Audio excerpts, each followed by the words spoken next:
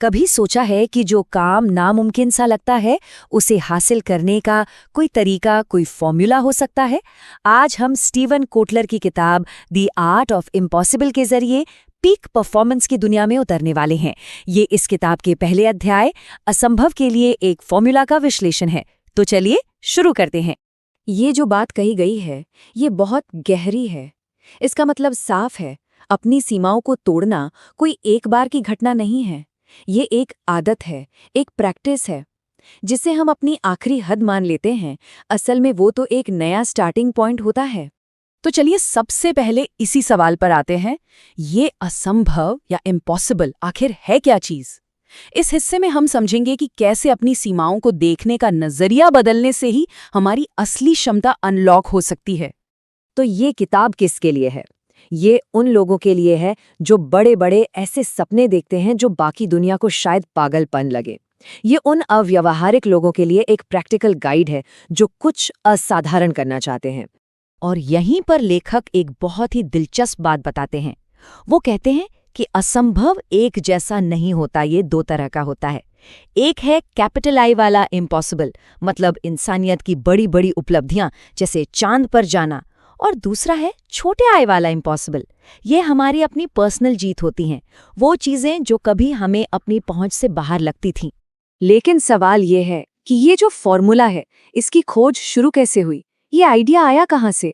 इसकी कहानी लेखक के अपने सफर में छिपी है, जो एक छोटे से जादुई करतब से शुरू होकर एक्सट्रीम स्पोर्ट्स की दुनिया तक जाती है।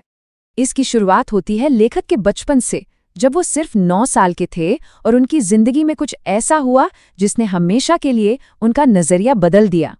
कल्पना कीजिए, लेखक के 7 साल के छोटे भाई ने एक चमकीली लाल स्पंज की गेंद ली और बस उसे हवा में गायब कर दिया, एकदम गायब। एक पल के लिए तो ये किसी असली जादू जैसा ही लगा होगा, पर जैसा कि अक्सर होता है, वो कोई जादू नहीं था। असल में वो एक बहुत चौंकाने वाला, एक गहरी सच्चाई का पल था। और वो एहसास क्या था? एहसास ये था कि असंभव का भी एक फॉर्मूला होता है, कि जो चीज़ें हमारी समझ से परे लगती हैं उनके पीछे भी एक तरीका, एक प्रोसेस काम करता है। यही एक सोच इस पूरी किताब की नींव है। और यही एक सोच, यही एक जुनून उनके साथ हमेशा रहा। जब वो बड़े होकर एक्सट्रीम एथलीट्स को डॉक्यूमेंट करने लगे तो उन्होंने देखा कि ये लोग तो हर रोज, कभी कभी तो हर घंटे वो काम कर रहे थे जिसे दुनिया नामुमकिन मानती थी। तो फिर आखिर वो फॉर्मूला है क्या? क्या है वो तरीका जो नामुमकिन को मुमकिन बना देता है? हैरानी की बात यह है कि इसका जवाब किसी जादू या रहस्य में नहीं, बल्कि हमारी अपनी बायोलॉजी में, हमारे शरीर के अंदर ही छिपा है। देखिए, पीक परफॉर्मेंस का राज किसी के व्यक्तित्व या पर्सनालिटी में नहीं होता, क्योंकि वो तो हर किसी की अलग होती है। ये राज छिपा है हमारी न्यूरोबायोलॉजी में, जो हम सब इंसानों में एक जैसी है, और इसीलिए ये फॉर्मूला सब पर काम करता है। और इस पूरी बायोलॉजिकल प्रक्रिया का जो केंद्र है उसे कहते हैं फ्लो। ये वो अवस्था है जब हम किसी काम में इतने खो जाते हैं कि हमें समय का पता ही नहीं चलता और हमारा काम अपने आप बेहतरीन होता जाता है। यही वो इंजन है जो असंभव को खींचता है।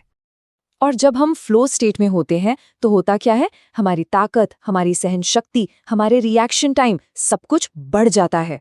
वहीं दूसरी तरफ दर्द, थकान, ये सब घट जाता है।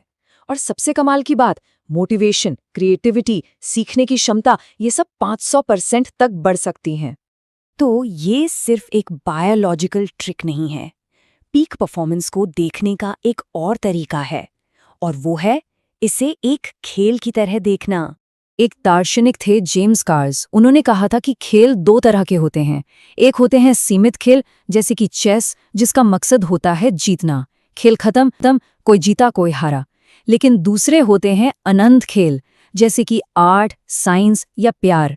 इनका मकसद जीतना नहीं, बल्कि बस खेलते रहना होता है। पीक परफॉर्मेंस भी एक ऐसा ही अनंत खेल है।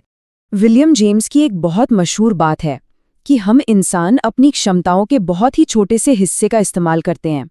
हमारे अंदर बहुत सी शक्तियां होती हैं जिन्हें हम कभी छूते भी नहीं। पीक परफॉर्मेंस का मतलब ही उन छिपी हुई शक्तियों को बाहर लाना है।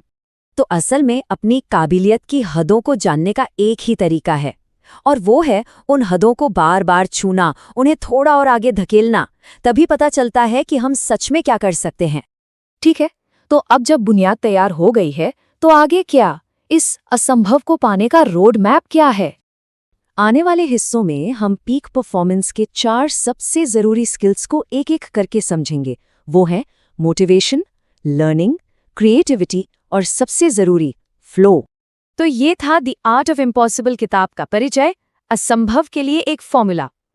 जैसा कि हमने कहा, ये तो बस शुरुआत है। इस पूरे फॉर्मूले को गहराई से समझने के लिए हमारे साथ बने रहिएगा, क्योंकि हम बाकी अध्यायों को भी जल्द ही लेकर आएंगे।